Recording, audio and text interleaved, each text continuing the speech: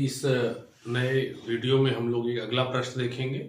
ये प्रश्न भी कई बार बोर्ड एग्जाम से पूछा जाता है, तो आइए देखते हैं आज का हमारा ये प्रश्न।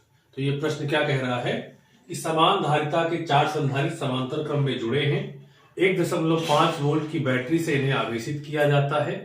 यदि इन्हें श्रेणी क्रम में जोड़ करके उसी बैटरी से आवेशित किया जाए तो प्रत्येक संधारित्र पर संचित आवेश की गणना कीजिए। अब मैं इसको इंग्लिश में ट्रांसलेट करके आपको बता देता हूं। 4 capacitors of equal capacitance are connected in parallel, यानी कि 4 कैपेसिटर्स हैं जिनका कैपेसिटेंस इक्वल है, उनको पैरेलल ऐड कर दिया गया है।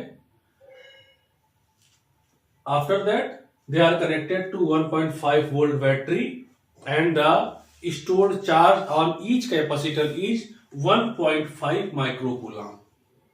If these capacitors are connected in series and charged with the same battery, then what will be the amount of charge stored on the each capacitor? ये हमें फाइंड आउट करना है। तो क्वेश्चन में सबसे पहले कह रहा है कि आपके पास 4 कैपेसिटर हैं, वो आपके पैरेलल यानी कि समांतर क्रम में जुड़े हुए हैं। तो देखिए मैंने फिगर बना दिया, यहाँ पे 4 कैपेसिटर जुड़े हुए हैं, ये पैरेलली ऐड है और बैटरी के साथ में बैटरी का जो पोटेंशियल है वो 1.5 वोल्ट है।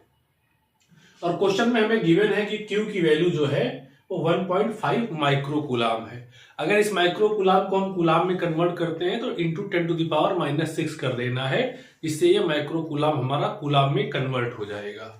तो हम सीधा सा फॉर्मूला अप्लाई करके यहाँ पर कैपेसिटर का जो कैपेसिटेंस है यानी संधारित्र की जो धारिता कितनी है वो फाइंड आउट कर लेंगे। तो फॉर्मूला हमारा क्या है, C = Q/V। Q की वैल्यू हमारा 1.5 माइक्रोकूलाम है, उसको कन्वर्ट करेंगे तो 1.5 इंटू 10⁻⁻6 हो जाएगा। V की वैल्यू पुट कर दिया हमने, 1.5 कैंसिल हो जाएगा, ये आ जाएगा C = 1 इंटू 10⁻6 फैरड। अगर इसे माइक्रो फैरड में लिखते हैं तो C = 1 माइक्रो फैरड हो गया। यानी कि जो यहाँ पर आपके 4 कैपेसिटर जुड़े हुए हैं उनमें हर एक कैपेसिटर का जो कैपेसिटेंस है यानी जो उनकी धारिता है वो 1 माइक्रो फैरड है। तो यानी ये सभी 1 micro farad, 1 micro farad, 1 micro farad and 1 micro farad की धारिता के कैपेसिटर्स हैं। अब इनको हम सीरीज में कनेक्ट करते हैं। जैसे हम इन्हें सीरीज में कनेक्ट करेंगे और उसी बैटरी के साथ में इनको जोड़ दिया जाएगा, जो कि बैटरी का जो पोटेंशियल है वो 1.5 वोल्ट है।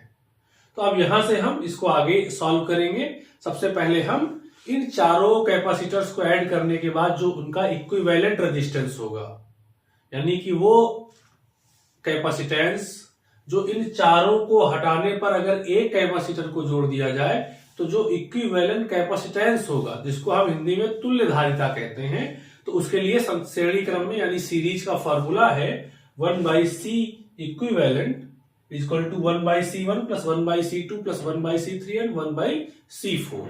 सबकी वैल्यू पुट कर देंगे। चारों हमारे जो संधारित्र हैं वो समान धारिता के हैं, सभी की धारिता 1 है, सबकी वैल्यू 1 1 1 पुट कर देंगे तो ये हो जाएगा 4/1। जब यहां से हम C इक्विवेलेंट निकालेंगे तो ये 1/4 आएगा। 1/4 को सॉल्व करेंगे 0.25 माइक्रोफैराड आ जाएगा। यानी कि अगर इन चारों को हम हटा दें और उसकी जगह सिर्फ एक कैपेसिटर यूज किया जाए तो उस कैपेसिटर की जो कैपेसिटेंस यानी धारिता होगी वो 0.2 माइक्रोफैराड होगी। तो श्रेणी क्रम में जितने भी हमारे कैपेसिटर्स ऐड होते हैं सभी पे चार्ज क्या होता है, सेम होता है। तो किसी भी एक पे अगर हम चार्ज निकाल लेते हैं तो वही चार्ज सभी पे आ जाएगा। तो हम चार्ज निकालने के लिए फिर से वही फॉर्मूला इस्तेमाल करेंगे। अतः संधारित्र पर संचित आवेश यानी stored charge on capacitor, formula क्या है, Q = C × V। तो C की जगह हमें यहाँ तुल्य धारिता यानी इक्विवेलेंट कैपेसिटेंस लेना है, जिसकी वैल्यू हमने यहाँ फाइंड किया हुआ है। तो 0.25 करेंगे। V की वैल्यू हमें 1.5 गिवन है, इसको पुट कर देंगे तो ये हमारा आ जाएगा मल्टीप्लाई करने के बाद 0.375 माइक्रोकूलाम।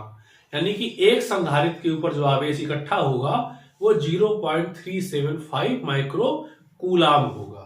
तो इस तरह से हमारा ये क्वेश्चन भी सॉल्व हो जाता है। और भी जो क्वेश्चंस आपको नहीं आ रहे हैं आप उसी नंबर पर जो आपको बताया था 8707309032 पर भेज सकते हैं। As soon as possible, we will try to solve these questions and I will provide a very short video to all of you. Thank you very much.